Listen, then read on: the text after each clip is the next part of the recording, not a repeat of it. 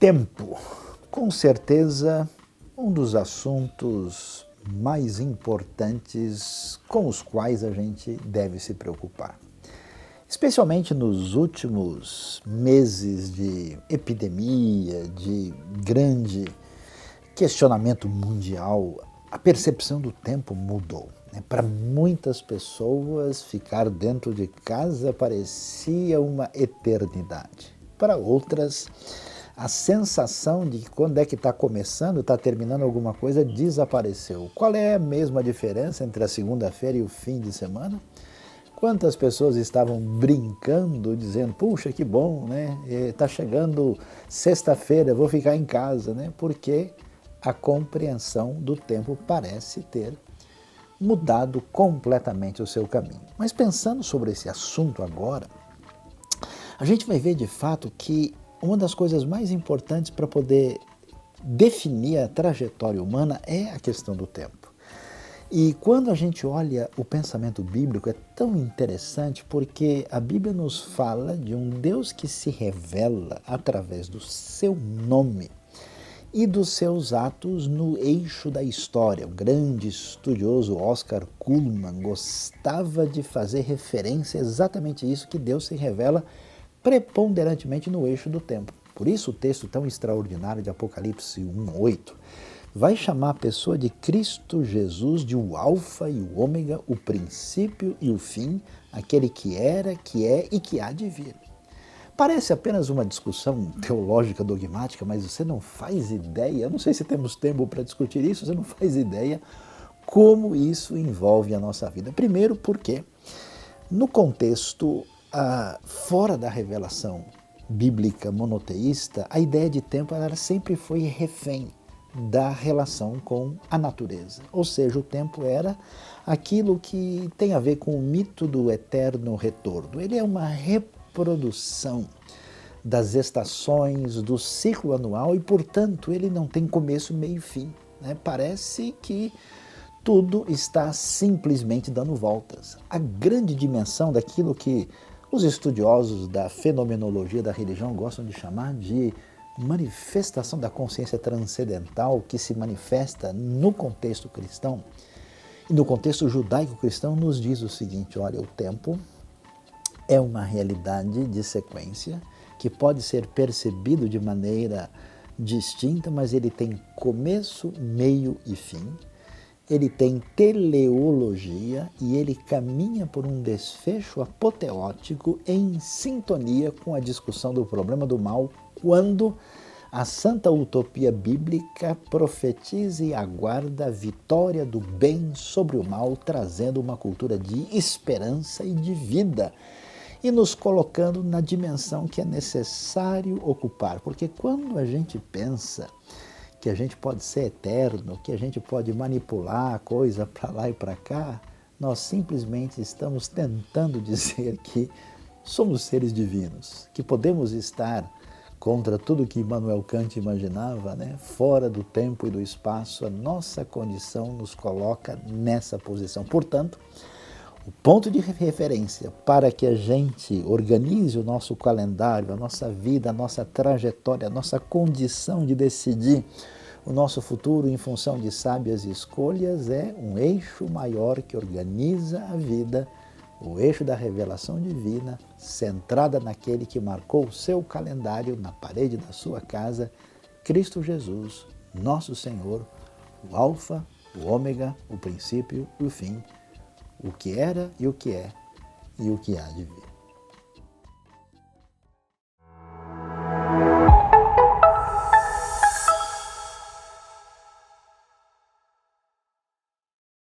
Bom dia! Hoje é um dia muito especial porque juntos, como corpo de Cristo, podemos celebrar a Deus. E eu te convido a participar desse momento. Sabemos que todos os dias podemos celebrar a Deus, mas hoje é muito especial porque hoje estamos juntos. Louvado seja o nome do Senhor. Vem celebrar conosco.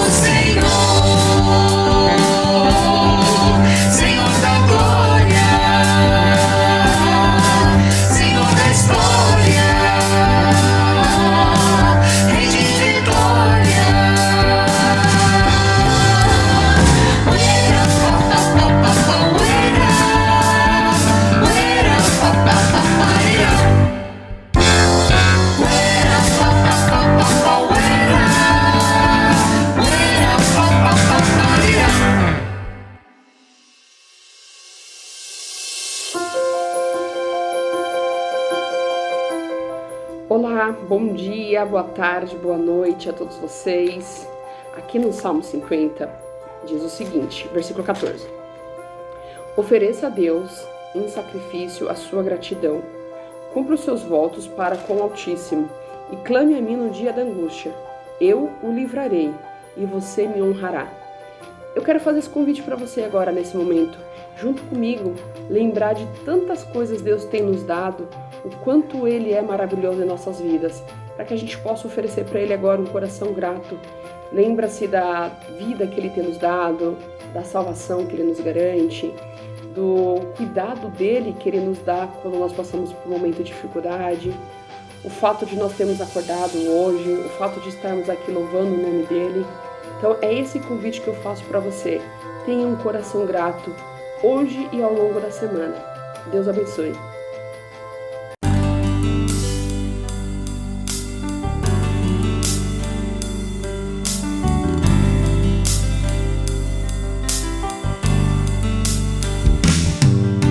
Por todas as cidades, povoados e aldeias, percorria Jesus, pregando o evangelho, ensinando e curando, prosseguia Jesus.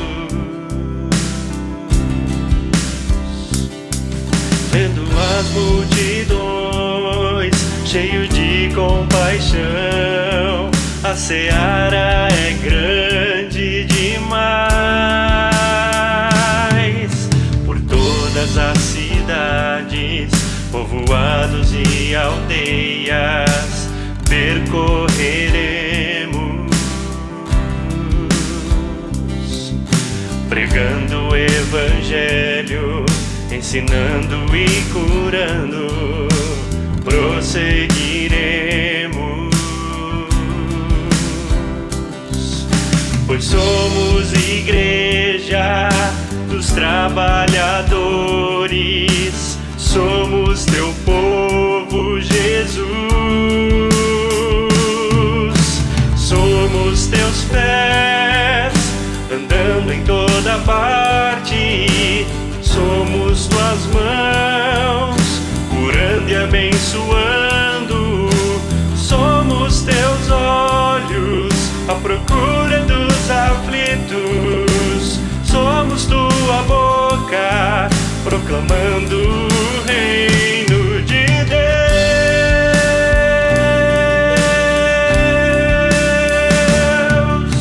Somos teus pés, andando em toda parte. Somos tuas mãos, curando e abençoando. Somos teus olhos, à procura dos aflitos. Somos tua boca, proclamando o reino de Deus.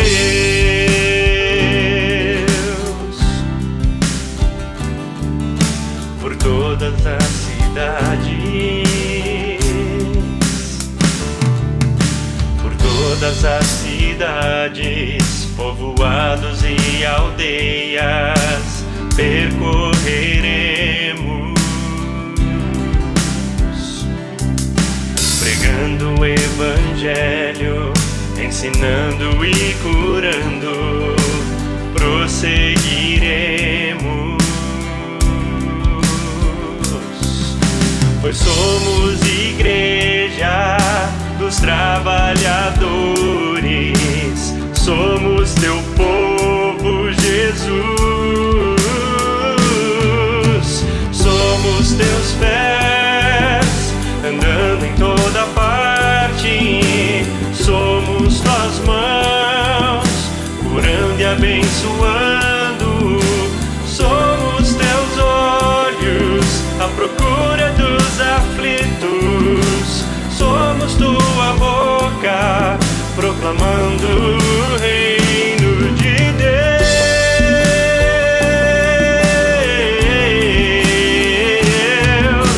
Somos teus pés, andando em toda parte. Somos tuas mãos, curando e abençoando.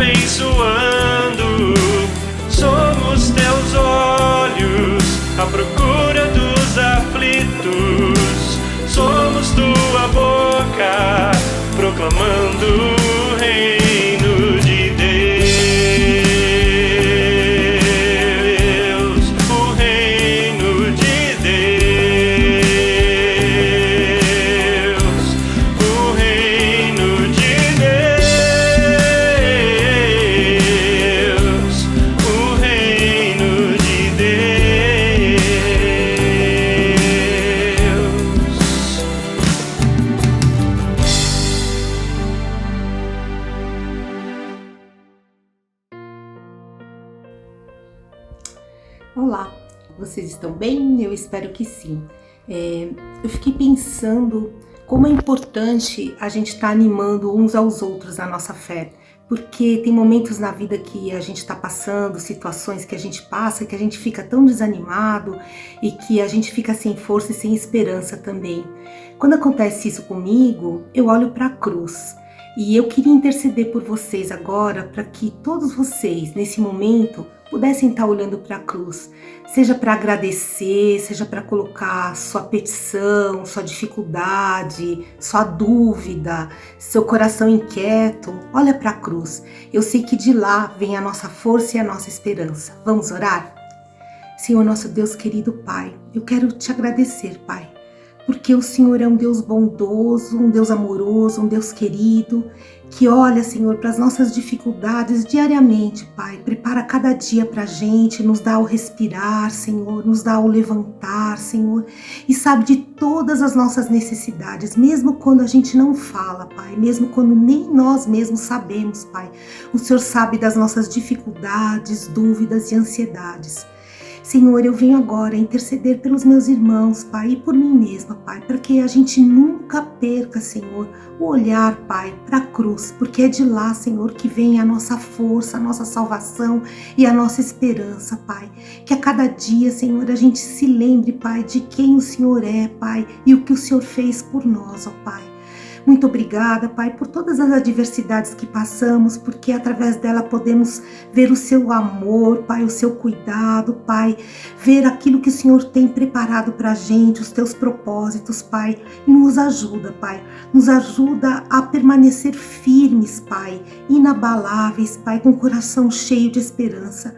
Eu peço por cada um, Pai, dos meus irmãos que está ouvindo essa oração, seja qual for a necessidade, que nesse momento, Pai, eles possam se sentir invadidos, Pai, pela presença do Teu Santo Espírito, que nos dá paz, tranquilidade e segurança no Teu amor. Em nome de Jesus é que eu oro. Amém, Senhor.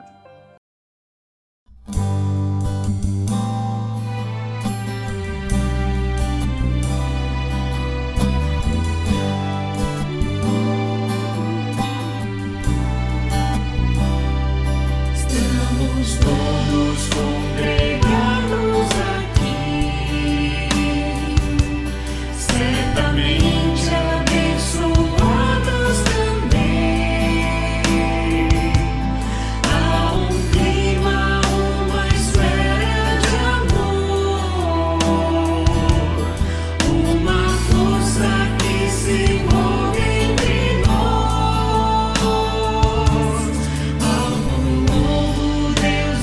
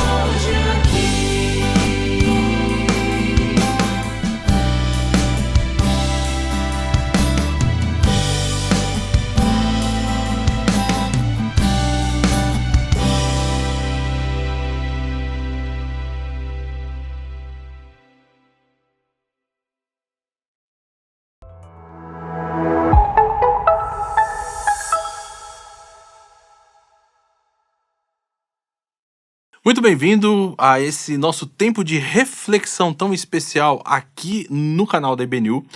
E hoje eu quero convidar você a participar desse momento de pensarmos juntos, de lembrarmos de uma das passagens talvez que você mais conhece da história. Com certeza, desde criança você ouve essa história, você já deve ter inclusive participado de vários estudos e momentos onde essa história foi contada para você.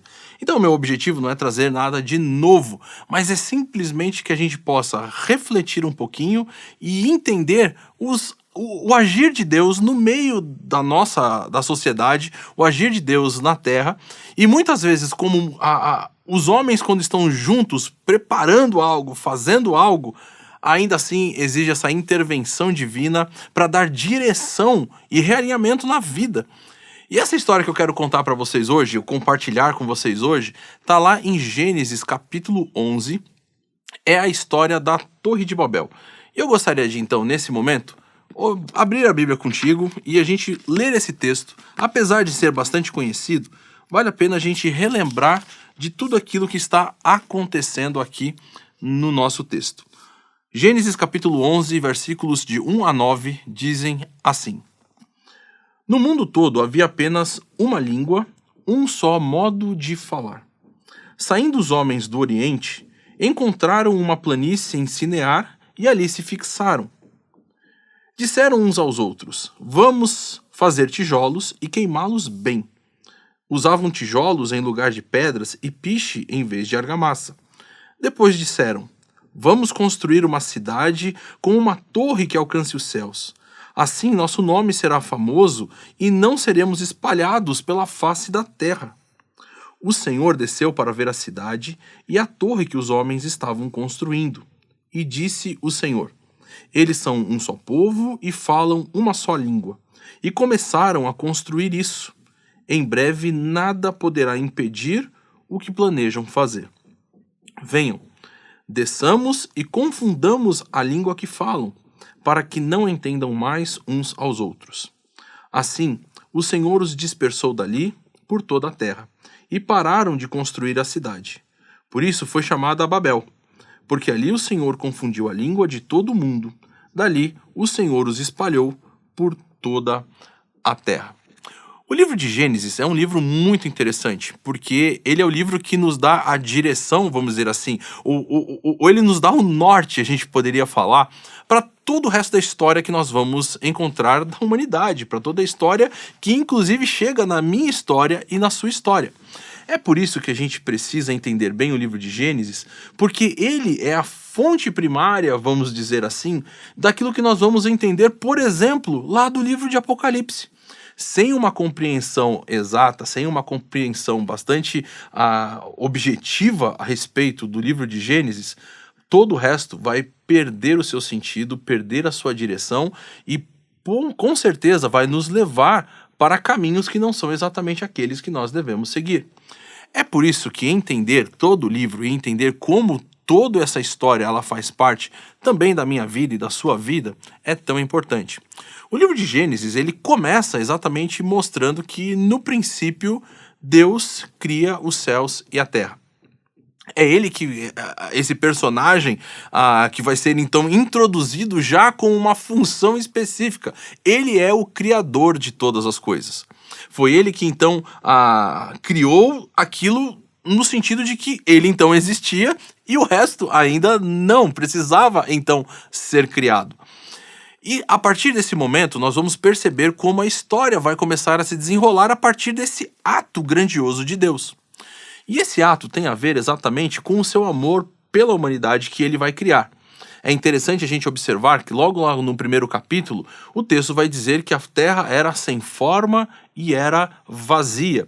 E o capítulo 1 vai se dedicar exatamente a demonstrar como Deus vai dar forma àquilo que estava sem forma e preencher aquilo que estava vazio. E é por isso que nós temos, naquele primeiro capítulo do livro de Gênesis, essa história tão interessante, tão importante de toda a criação. Da separação das águas, de Deus colocando a parte seca e a parte molhada, de Deus então fazendo crescer através da sua palavra todas as coisas que precisam, as árvores, as plantas, os animais, e até mesmo colocando o homem ali com uma missão. O homem deveria crescer e multiplicar. Esse deveria ser a função que ele deveria ter ali.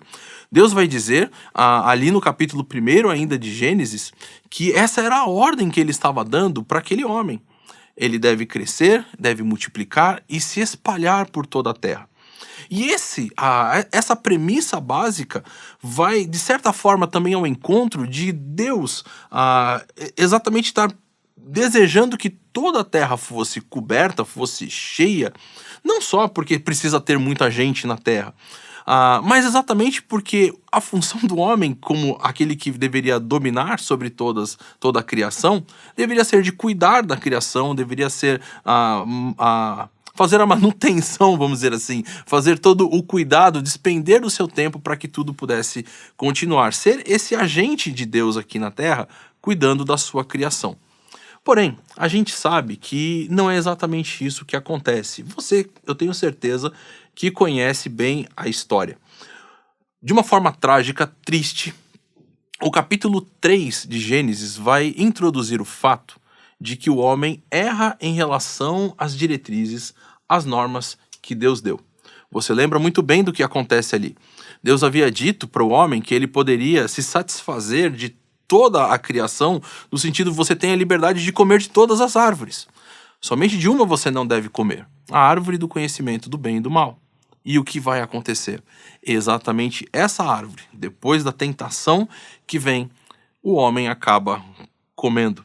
E é interessante que a gente tem dentro do capítulo 1 de Gênesis exatamente a expressão de que depois que o homem comeu, né, e a sua mulher também ali do fruto da árvore do conhecimento do bem e do mal, uma das coisas que vai acontecer é que Deus desce, Deus aparece no jardim, e aí então ele começa a perguntar: cadê você, Adão? Onde você está? Como se Deus não soubesse aquilo que estava acontecendo. É claro que nós sabemos que Deus sabia onde estava Adão e também o que havia acontecido com ele.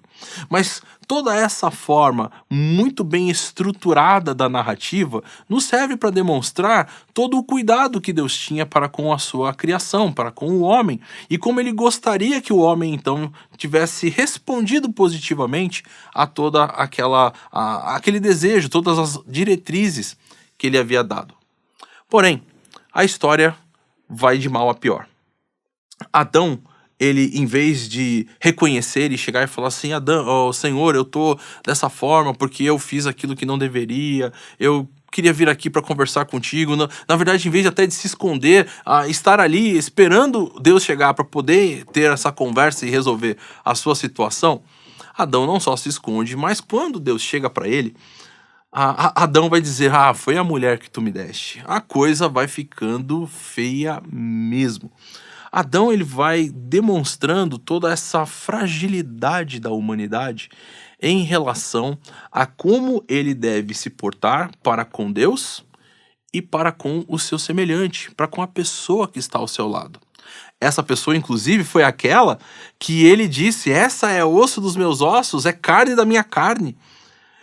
Essa é aquela pessoa que no capítulo anterior, no capítulo 2, ele tinha demonstrado todo o seu desejo, todo o seu amor, todo o seu, até mesmo toda essa emoção em receber a mulher.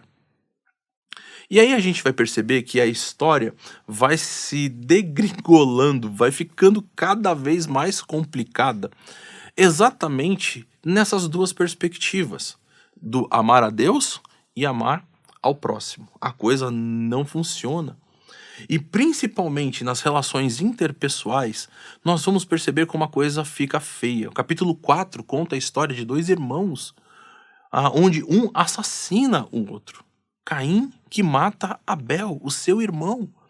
E mata exatamente porque Abel ofereceu um sacrifício que foi considerado por Deus um sacrifício válido, que foi recebido por Deus. Em vez de, então, tomar uma atitude diferente em relação à sua postura e aquilo que estava fazendo, ele prefere agir com agressividade, prefere agir com revolta, com ódio, em relação ao seu semelhante. E até mesmo na sua conversa com Deus, Caim demonstra toda essa relação de tensão agora com o Deus criador, amoroso e que tinha colocado o homem num lugar perfeito para viver. Quando Deus chega para Caim e pergunta: cadê seu irmão? Ele responde: o que eu tenho a ver com isso aí? O que eu tenho a ver com meu irmão? E a coisa vai ficando cada vez pior, e tão pior, que a história que antecede a nossa história, que é a do capítulo 11, a história da Torre de Babel, é exatamente a história do dilúvio, onde a coisa fica tão complicada. A situação tá tão horripilante que Deus então decide destruir toda a humanidade. Essa história é muito forte, tenho certeza que você também conhece. Porque a história ela vai contar que a situação da vida na Terra estava tão depravada, deplorável, que Deus então decide eliminar tudo, mas ele encontra uma família, um homem na verdade, Noé, que é um homem que não estava vivendo de acordo com aquela realidade que o mundo estava vivendo. E Deus então salva não só Noé, mas também a sua família. E os seus 3 filhos, Sem, Cã e Jafé, agora vão ser aqueles que vão se espalhar pela terra. E é aí que entra exatamente a nossa história de Gênesis capítulo 11. Nesse momento, nós temos até mesmo, de certa forma, um retrospecto de algo que já aconteceu.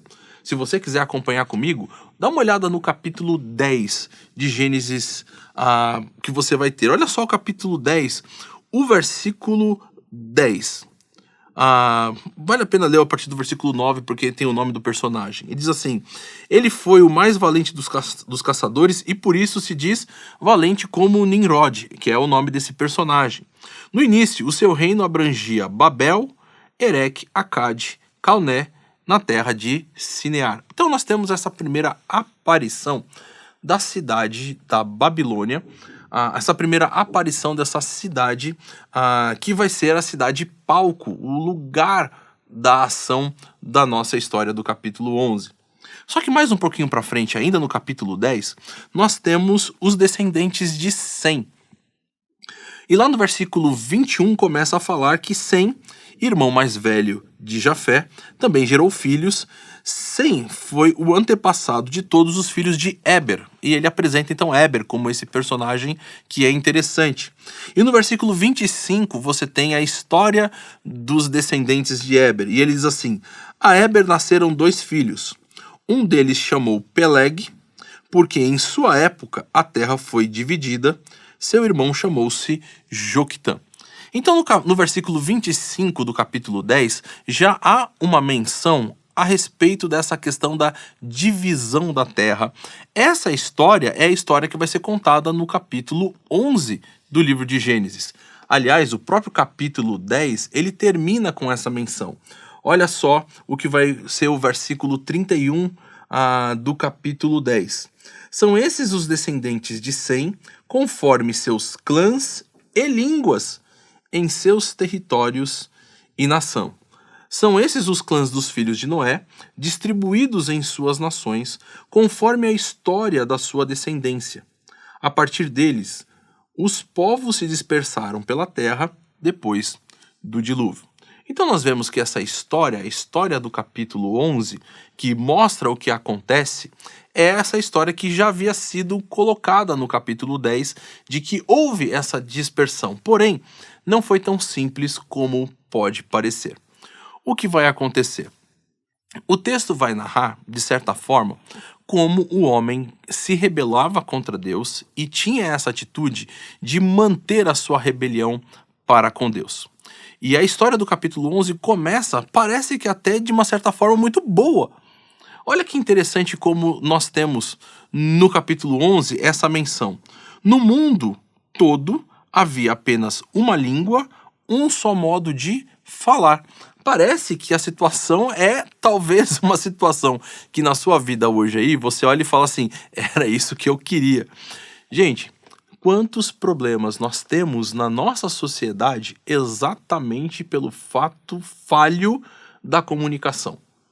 Até mesmo a leitura das escrituras envolve um problema, muitas vezes, de comunicação em relação à sua interpretação e aquilo que ela quer nos ensinar.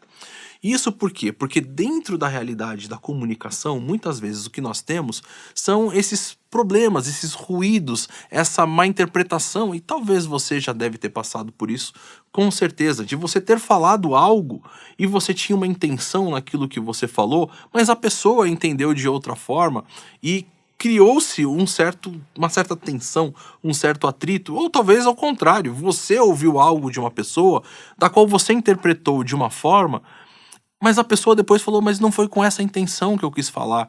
E isso gerou um certo atrito, certa tensão, certo problema. Eu não sou pastor há muito tempo. Desde 2007 eu estou no ministério mais especificamente. Mas quantas vezes, em relação à questão de casais, em relação a membros ou amigos até mesmo, em relação a irmãos, em relação a tantas coisas, o problema que se gerou foi exatamente a falha na comunicação. Algo que foi dito ou algo que foi feito e que naquele momento comunicou algo que não era exatamente aquilo que a pessoa estava querendo comunicar. E isso gerou todo um certo problema. E aí você pensa, poxa vida, esse tempo era maravilhoso. Todos falavam a mesma língua, e é interessante porque o texto ele dá a intenção de que todos tinham o mesmo vocabulário até mesmo. Essa ideia de que todo mundo falava exatamente a mesma coisa. Como professor, muitas vezes eu tenho até mesmo como uma forma de uma piada na sala de aula, quando você faz aquela pergunta e ninguém responde, aí você fala assim, eu tô falando português? Vocês estão entendendo o que eu tô falando? Porque parece que essa comunicação nem sempre ela é tão desenvolvida. E é interessante que para um grande projeto, a questão da comunicação é essencial. O que a gente tem? Se não tiver comunicação, não tem como haver nenhum acordo, não tem como haver uma possibilidade de caminhar junto, não tem como haver uma possibilidade de realizar alguma coisa. E aquelas pessoas, elas tinham exatamente aquilo que era o necessário ou até mesmo esse desejado para muitas pessoas hoje. Falavam a mesma língua. E essa questão do falar a mesma língua proporciona exatamente essa realidade. Vamos caminhar e vamos fazer um projeto juntos, mas aí que mora o grande perigo. Nem só o fato de fazer um projeto indica que aquilo vai ser um bom projeto, que aquilo vai dar bom resultado, ou de que até mesmo aquilo é realmente bom para as pessoas. E eu vou ser sincero com vocês. Esses últimos tempos aí, o último mês, 2 meses, eu mesmo fui surpreendido com algo muito forte nesse sentido. Eu aqui na IBNU sou o pastor de jovens, tenho essa responsabilidade de lidar com os jovens, de direcionar os jovens, de criar os projetos daquilo que nós vamos fazer como grupo de jovens da IBNU. E nós fizemos algumas coisas muito legais esse ano, né? Pudemos, por exemplo, ir para Petrópolis quando aconteceu toda aquela situação de calamidade, levar um grupo lá para poder servir aquelas pessoas. Também fomos, em setembro agora, para Betânia do Piauí, levamos ali um grupo de jovens, inclusive jovens extremamente capacitados, médicos, advogados, que puderam servir aquela comunidade de uma forma muito bacana. E aí, então, qual era o meu pensamento? Vamos então promover novos encontros, vamos promover novas realidades de servir e de fazer isso. Foi que daí, conversando com uma amiga missionária, Jorgelina, ela conversou comigo e falou assim, Gilian, mais do que promover eventos dessas viagens missionárias ou dessas coisas assim, nós precisamos ajudar os nossos jovens a ter esse olhar de misericórdia. E eu não sei se você sabe, mas todo sábado às 9 horas da manhã sai aqui no canal da IBNU um vídeo do Ministério Integre, que é exatamente o nosso Ministério de Jovens. E nesse vídeo você tem a oportunidade de acompanhar a leitura de livros que nós fazemos juntos como ministério. E o livro que nós estamos lendo agora, nesse momento, que hoje é novembro de 2023, ou 2022, já estou adiantado no ano, nós estamos lendo o livro Ministério de Misericórdia, do autor Timothy Keller. E essa foi a grande sacada. Peraí, antes da gente criar um grande projeto, A gente precisa saber se todos nós estamos falando a mesma língua, se todos nós estamos com o mesmo pensamento e com o mesmo coração naquilo que envolve o projeto de misericórdia. Será que a gente quer fazer aquilo lá só para de repente aparecer? Será que a gente quer fazer aquilo só para de repente parecer legal, ou parecer que está envolvido com alguma coisa? Será que a gente quer fazer aquilo só para preencher um vazio que está dentro do nosso coração? Será que a gente quer fazer aquilo lá só para estar junto com a galera? Será que a gente está fazendo aquilo lá só porque a gente está dando o resto do nosso tempo, aquilo que sobra, aquilo que, como naquela semana ou naquele fim de semana, eu não tinha nada melhor para fazer, então eu vou fazer aquilo? Qual o motivo pelo qual você está naquele projeto? Esses caras tinham a mesma língua. Será que muitas vezes nós estamos pensando nessa realidade? E o texto vai continuar e ele vai demonstrar algo muito interessante. Porque ele vai dizer assim que disseram uns aos outros, vamos fazer tijolos, queimá-los bem. E ele faz até uma notinha, que é uma nota interessante, provavelmente aqui realmente uma nota do narrador, dizendo que eles usavam tijolos em lugar de pedras e piche em lugar de argamassa, porque essa era a forma natural de se fazer construções em Canaã, usando pedras e usando argamassa. Mas, na região ali da Mesopotâmia, isso não era tão difundido, não tinha em tanta quantidade. Então, o que eles usavam? O narrador faz questão de demonstrar, olha, para aquela construção eles usavam tijolos, no lugar que nós aqui usamos pedras, e usavam piche no lugar que nós aqui usamos argamassa. Mas o que é importante de toda essa narrativa? É quando ele diz, vamos construir uma cidade com uma torre que alcance os céus. Assim nosso nome será famoso e não seremos espalhados pela face da terra. Olha só o objetivo que eles tinham então. O grande objetivo deles era descumprir a vontade divina e ao mesmo tempo se apresentar como alguém grande.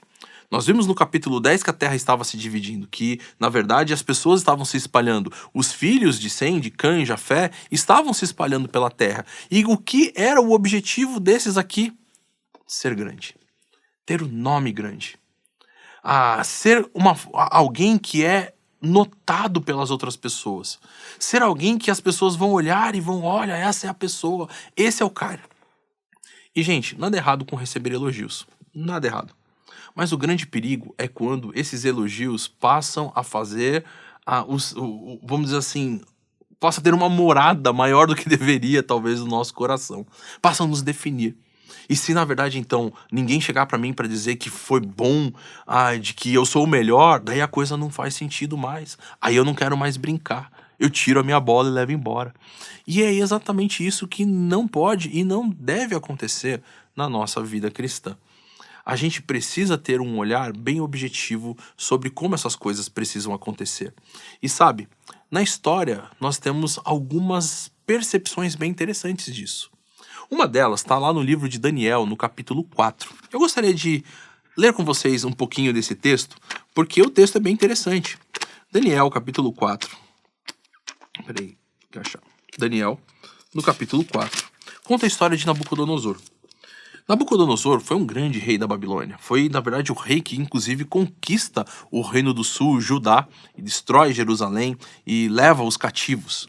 Daniel, inclusive, faz parte de um desses cativos que está sendo levado para a Babilônia. Ele era realmente o grande imperador da terra. Ele era o senhor de um grande império, tinha escravos, tinha tudo aos seus pés.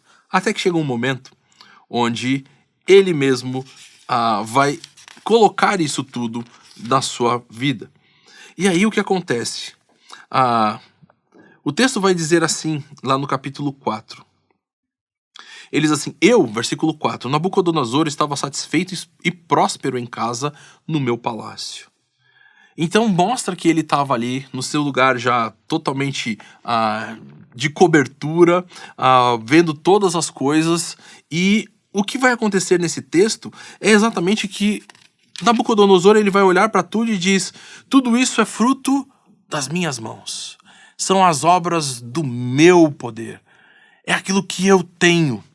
E o que vai ser interessante é que exatamente Belsazar ele vai dar direção para ele falando assim, cuidado com todas as coisas que você está falando, com tudo que você está fazendo, porque se você continuar dessa forma, vai ter problemas para você.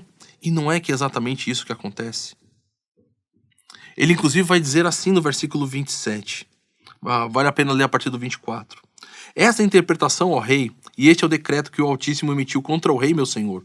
Tu serás expulso do meio dos homens e viverá como os animais selvagens, comerá capim como os bois e te molharás com o orvalho do céu. Passarão 7 tempos até que admitas que o Altíssimo domina sobre os reinos dos homens e os dá a quem quer. A ordem para deixar o toco da árvore com as raízes significa que o teu reino te será devolvido quando reconheceres os céus que os céus dominam. Portanto, ó rei, aceita o meu conselho. Renuncia a teus pecados e a tua maldade, pratica a justiça e tem compaixão dos necessitados. Talvez então continues a viver em paz.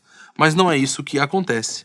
E Nabucodonosor é tirado do meio dos homens e é encontrado nessa situação animalesca. Aí você diz pra mim assim, mas poxa vida, Nabucodonosor, ele era um rei pagão, ele era um cara da Babilônia, ele não tinha aliança com o Deus de Israel.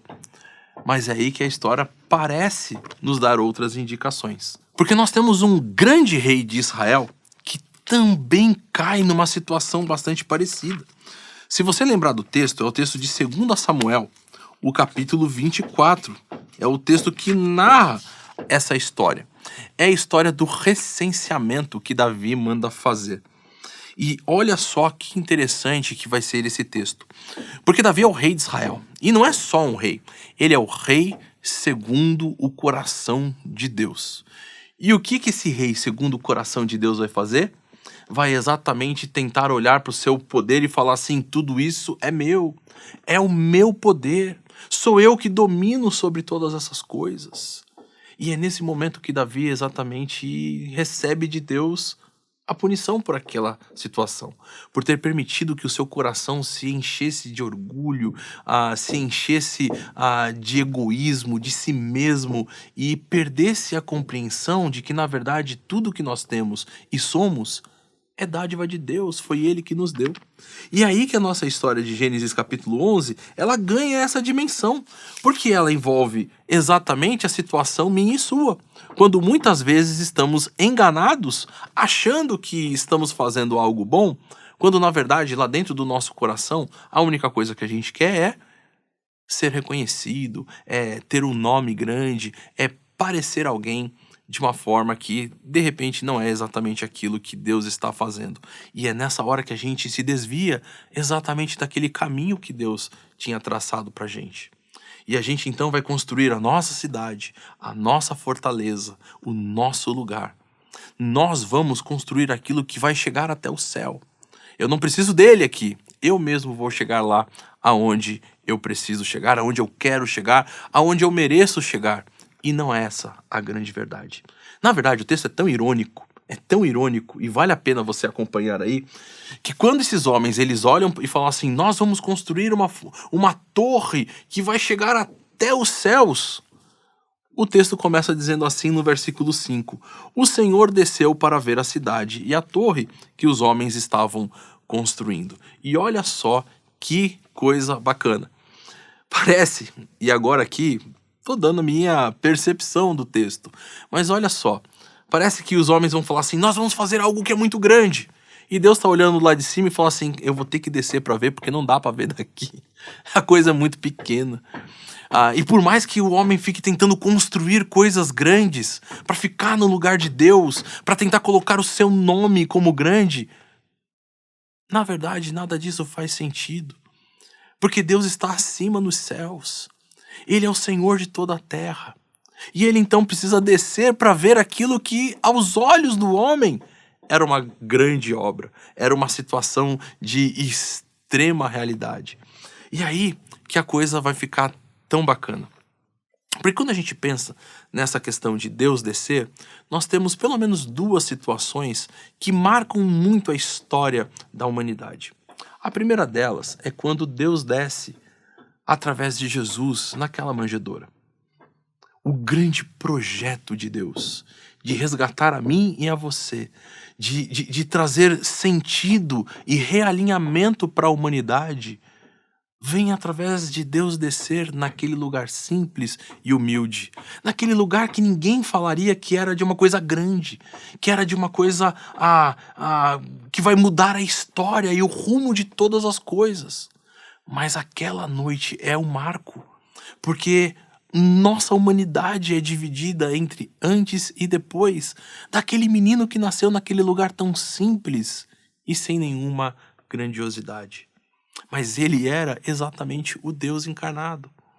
É ele que viveu e deu a sua vida para resgatar a minha vida e a sua vida, para dar sentido nesse vazio que está dentro do coração do homem, buscando encontrar-se grande, buscando realizações, buscando coisas grandes, quando na verdade o seu objetivo é adorar um Deus que é grande.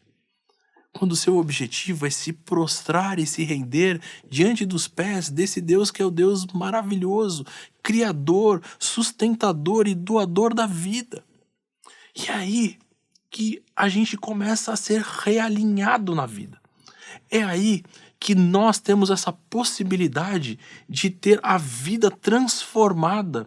E nós que estávamos caminhando para um projeto de autoengrandecimento, caminhando para um projeto de egoísmo, caminhando para simplesmente se encontrar grande, agora nos rendemos a um Deus Todo-Poderoso. A segunda história muito marcante disso é a história do Pentecostes. Conhece muito bem, Atos capítulo 2. E essa história, ela é mais marcante ainda em relação ao nosso texto de Atos capítulo 11, por uma coisa muito interessante. Agora, quem desce, quem é enviado à terra, é o Espírito Santo. Jesus, então, depois de completar toda a sua obra, sobe e ele promete, vai vir o Consolador, o Espírito Santo vai chegar. E nesse dia, na festa de Pentecostes, quando o Espírito Santo desce, algo marcante acontece. Aqueles homens cheios do Espírito Santo começam a falar as maravilhas de Deus. E o que vai acontecer? As pessoas conseguem ouvir, cada um na sua língua materna, as maravilhas de Deus que estão sendo anunciadas. Babel ao contrário. Se em Babel as línguas vieram para dividir, para dispersar, em Atos capítulo 2, esse fenômeno que acontece traz unidade, traz união, traz essa sensação de que a coisa está acontecendo. E é aí que entra exatamente essa santa confusão. Se lá em Gênesis 11, essa santa confusão da descida de Deus promoveu a separação das línguas e os homens agora podendo fazer aquilo que era a vontade de Deus, em Atos capítulo 2, a santa confusão vem exatamente para realinhar todas essas questões que envolvem a língua, que envolvem as nações, porque agora todos, de todos os povos, línguas, nações, todos podem entender as maravilhas do Senhor, se render aos seus pés e ter a sua vida transformada. E é exatamente essa a grande proposta daquilo que vai acontecer. O texto, inclusive, continuando a sua ironia, de certa forma, ele continua falando assim, quando Deus coloca, eles são um só povo, falam uma só língua, começaram a construir, em breve nada poderá impedir tudo o que planejam fazer. E os estudiosos entendem que não é que Deus está falando assim, olha, se a gente não parar agora, nem a gente vai poder mais com o homem, né? Até mesmo porque a história anterior foi da humanidade que foi se perdendo, até o fato que Deus destruiu tudo, que foi o dilúvio. Não era essa a grande questão, mas exatamente é a percepção de que Deus ele fala, olha, nós precisamos entrar na história e fazer com que o homem cumpra aquilo que a gente quer que ele cumpra, que é se espalhar, que não é se juntar dessa forma como eles estão fazendo, mas é ocupar a terra toda, é se espalhar por toda a terra. E Deus então, com a sua santa confusão, faz com que aquilo que era o projeto inicial, porque todos falavam a mesma língua, agora nenhum deles mais se entende. E eles não conseguem mais continuar o seu projeto e precisa cada um ir para uma direção diferente. E é nesse momento que Deus também entra na nossa história e modifica toda a estrutura. Porque Deus entra na nossa vida causando uma santa bagunça, uma santa confusão, mexendo com todas as estruturas, fazendo com que tudo fique de cabeça para baixo, para que a gente perceba que a ordem e a direção dele, além de simples, ela é objetiva. Ame a Deus e ame o próximo. Não tem, olha, você vai amar o próximo quando fizer. Ame. É exatamente sirva aquela pessoa. Vá na direção daquilo que é a vontade de Deus. E você sabe qual é. Essa direção é exatamente servir. É ter a sua vida dedicada não a você mesmo e aos seus grandes projetos. E é claro que com isso eu não estou falando que você vai virar agora uma pessoa que não faz nada da vida, simplesmente esperando que alguém faça por você, talvez. Não. É que você possa dedicar, assim como, por exemplo, o apóstolo Paulo fala, você que roubava, agora não roube mais, mas trabalhe e tem inclusive com que repartir com o outro. Se você antes mentia, agora passe realmente a falar a verdade. Pare de mentir e fale a verdade. Você tem uma nova direção para o qual caminhar. Essa direção que envolve exatamente aquilo que Deus espera de você e de mim. E quando nós passamos por essa santa confusão, por essa descida de Deus que vem e transforma, que modifica aquilo que a gente tinha com tanta certeza que era o que nós deveríamos fazer, para então nos dar novamente a percepção de que Ele tem uma vontade para a nossa vida e quer que nós sigamos nessa vontade, que a coisa passa a fazer sentido para mim e para você. Porque nós então agora entramos exatamente nesse projeto de Deus. E quantas pessoas estão perdidas exatamente porque não tem um projeto, não tem objetivo na vida, não sabe por que existem.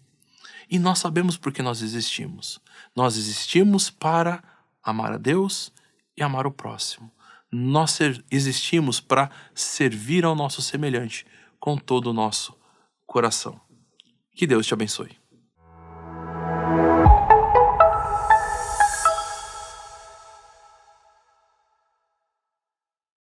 Um momento especial está chegando na IBNU. Vamos ter um lugar fixo, nosso lugar, um espaço muito maior para as nossas celebrações e todas as atividades que têm a ver com a expansão do Reino de Deus. Estamos iniciando essa nossa campanha especial de contribuição. Nosso alvo no total é levantar R$500 mil e todos os membros, parceiros, amigos que acreditam no projeto da IBNU estão convidados a fazer parte disso. Você pode enviar a sua contribuição, projeto muito sério que deve começar a funcionar no espaço especial ali na Vila Mascote, pertinho do aeroporto de Congonhas, em São Paulo, uma área muito grande onde todos os nossos projetos especiais que abençoam a vida de tanta gente se tornarão ali mais efetivos, fazendo diferença no reino de Deus. Campanha IBNU para o nosso novo lugar. Participe, seja um parceiro da IBNU. A IBNU tem participado de vários projetos de ação humanitária, de ação de evangelização, de melhoria da situação de vida das pessoas através tanto do conhecimento da palavra de Deus que transforma o seu comportamento e as suas atitudes, como também de apoios diretos em situações de necessidade, situações de risco, como pessoas que estão vivendo debaixo de viadutos, pessoas que estão passando por necessidade em regiões do Brasil onde há escassez de alimento, a escassez de água. E nós temos tido muitos parceiros nesse processo, nessa caminhada, onde podemos, através dos nossos recursos, das nossas atividades, dos nossos conhecimentos, abençoar a vida de pessoas. E a IBNU quer continuar fazendo isso. Ela tem feito isso aqui na cidade de São Paulo, em vários lugares do Brasil e do mundo, e ela quer contar também com seu apoio e com a sua ajuda para se tornar também parceiro nosso nessas atividades. Nós estamos em uma nova campanha, nós estamos indo para um lugar definitivo, pelo menos pelos próximos anos, um lugar onde nós vamos ter possibilidade de ampliar a nossa atuação aqui na cidade de São Paulo através de um espaço físico maior, com maior tempo de utilização, e nós convidamos você também a ser parceiro nosso nesse projeto Nosso Lugar. Ainda estamos em adaptação, vamos para lá no próximo ano, mas nós queremos contar com você nessa caminhada para que você também seja um parceiro onde você está. Se você está aqui na cidade de São Paulo, você é muito bem-vindo para nos conhecer nas nossas celebrações presenciais, mas se você está fora de São Paulo ou até mesmo fora do Brasil, você tem aí as informações de como você pode contribuir, tanto com o projeto Nosso Lugar, que serve para abençoar outras pessoas, como também com projetos espalhados no Brasil e no mundo, onde nós levamos alento, consolo, uma palavra fortificadora vinda diretamente do Senhor através da sua Bíblia, e também levamos esperança para situações de muito risco que muitas pessoas têm vivido. Vamos orar nesse momento pedindo que Deus continue abrindo as portas, que Deus continue nos sustentando e nos dando direcionamento em todas as atividades que nós temos desenvolvido e as que vamos ainda desenvolver.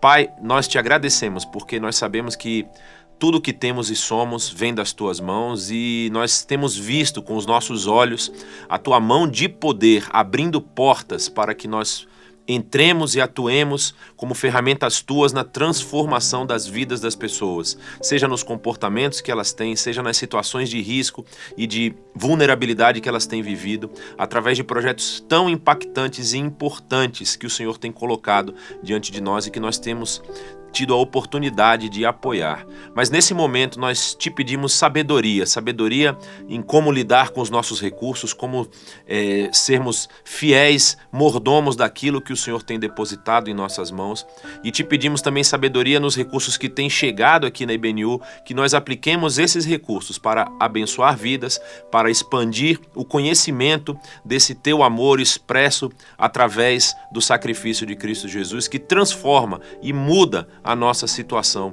enquanto estamos aqui. Te pedimos também pelas famílias da IBNU que têm abençoado outras vidas, pelos parceiros, pelos amigos, pelas pessoas que têm se achegado a nós, que o Senhor continue derramando bênçãos na vida deles, bênçãos espirituais, bênçãos materiais, e também derramando sabedoria para que todos possam fielmente continuar administrando e distribuindo parte daquilo que eles têm recebido aqui através da IBNU e dos projetos parceiros que nós temos desenvolvido. Nós te agradecemos por tudo, orando no nome do teu Filho amado Jesus. Amém.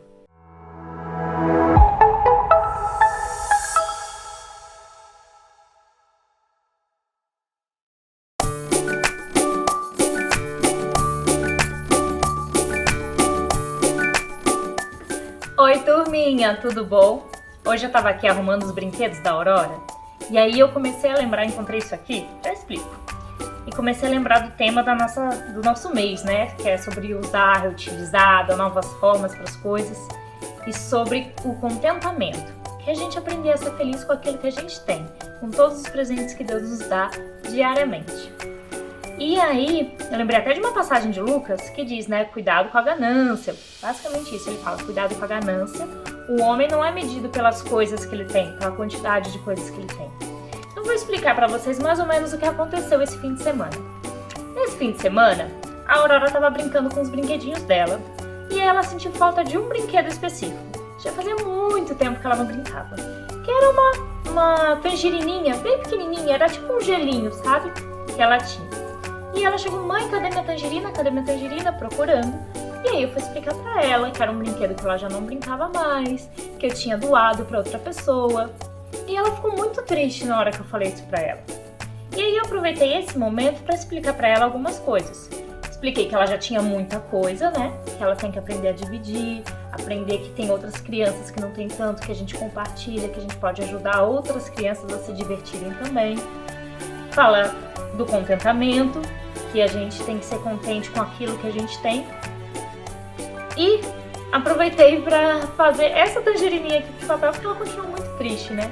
E aí eu falei assim, Aurora, então eu vou fazer o seguinte, eu vou fazer uma tangerininha pra você. E eu peguei um pedaço de papel que tinha, fiz essa tangerininha de papel e ela ficou toda feliz. Então, assim, às vezes a gente, né, tá triste, chateada porque não tem uma coisa específica, ou porque quebrou, ou porque a gente não tem, um amiguinho tem. E às vezes a gente pode criar coisas novas e ser feliz com aquilo que a gente tem.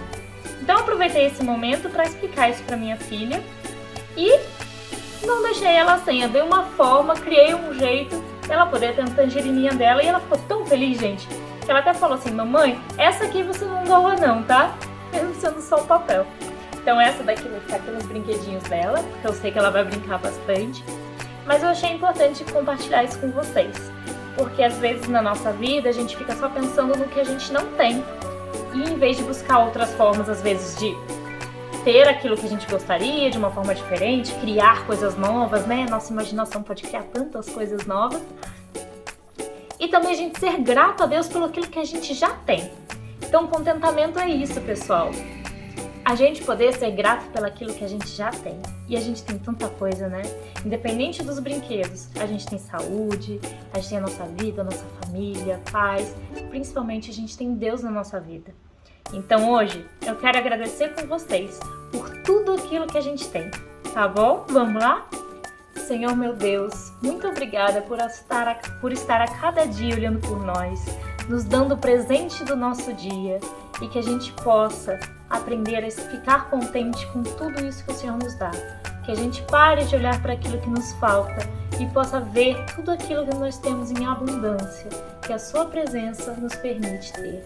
Que o seu amor invada nossos corações e nos mostre esse mundo lindo que o Senhor criou para nós. Que o Senhor seja louvado a cada dia. Em nome de Jesus. Amém. Obrigada, turminha. Até a próxima. E ó, se você quiser muito uma coisa, que tal usar a imaginação e criar? Dá pra gente criar, reusar vários e vários materiais diferentes e fazer coisas ainda mais legais, que vão ser coisas que você fez. Vamos nessa? Até a próxima!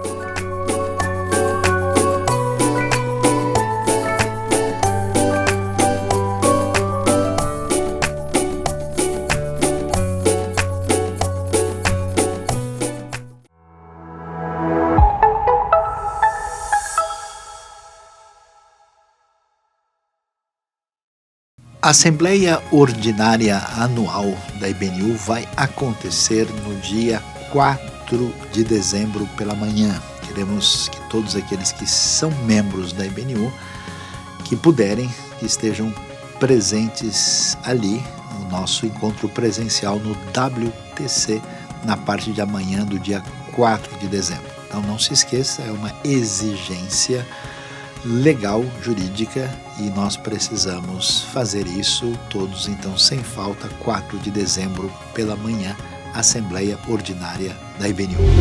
Dia 4 de dezembro, no período da manhã, nós vamos ter na nossa celebração o Projetos do Reino. O que são os Projetos do Reino? É a apresentação de tudo aquilo que a IBNU tem feito aqui na cidade de São Paulo e também em projetos parceiros no Brasil e em outros lugares do mundo. E você é convidado a vir para a nossa celebração presencial ali no WTC, 4 de dezembro, na parte da manhã, para conhecer os projetos e se envolver, participar. Talvez até você pode ser um parceiro de oração de alguns desses projetos e também pode dedicar parte daquele conhecimento que você adquiriu para abençoar outras vidas. Então não se esqueça, dia 4 de dezembro, na parte da manhã, teremos Projetos do Reino na IBNU.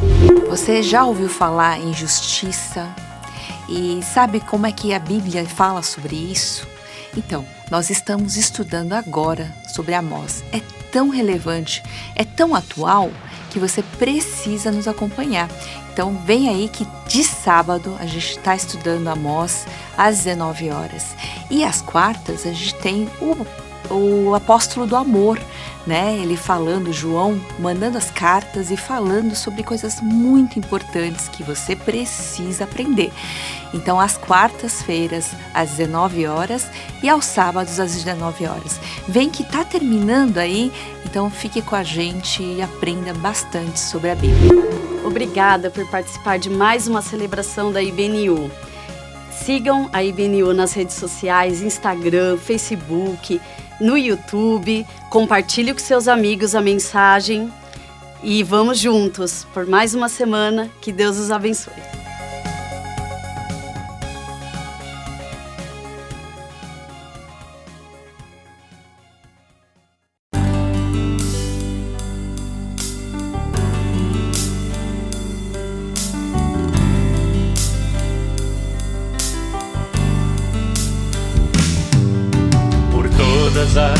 cidades, povoados e aldeias, percorria Jesus, pregando o evangelho, ensinando e curando, prosseguia Jesus.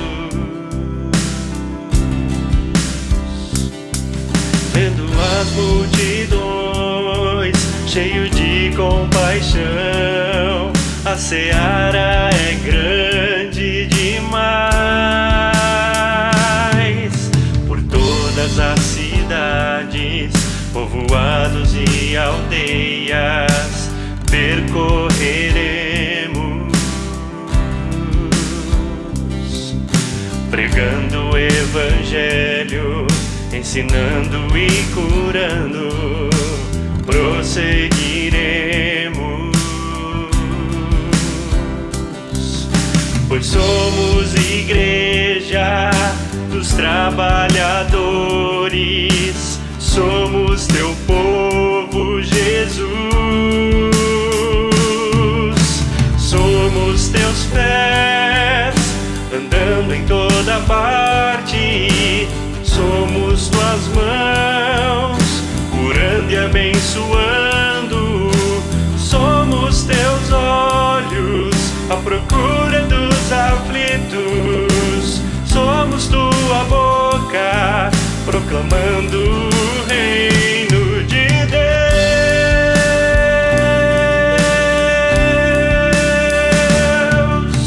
Somos teus pés, andando em toda parte, somos tuas mãos, curando e abençoando, somos teus olhos, à procura dos aflitos, somos tua boca, proclamando o reino de Deus.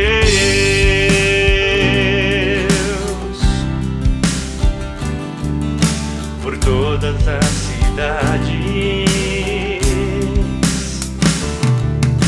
por todas as cidades, povoados e aldeias, percorreremos, pregando o evangelho, ensinando e curando, prosseguiremos, pois somos igreja dos trabalhadores, somos teu povo, Jesus,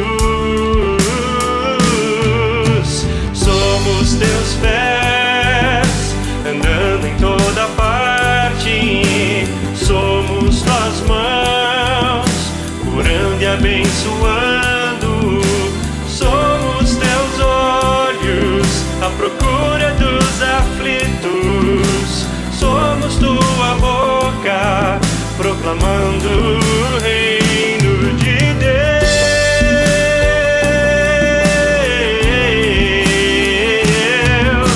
Somos teus pés, andando em toda parte, somos tuas mãos, curando e abençoando, somos teus olhos, à procura dos aflitos, somos tua boca, proclamando o reino de Deus. Enche toda a terra do conhecimento da tua glória, através do teu povo. Enche toda a terra do conhecimento da tua glória, através da igreja, através de nós. Somos teus pés, andando em toda parte, somos tuas mãos, curando e abençoando, somos teus olhos, à procura dos aflitos, somos amando.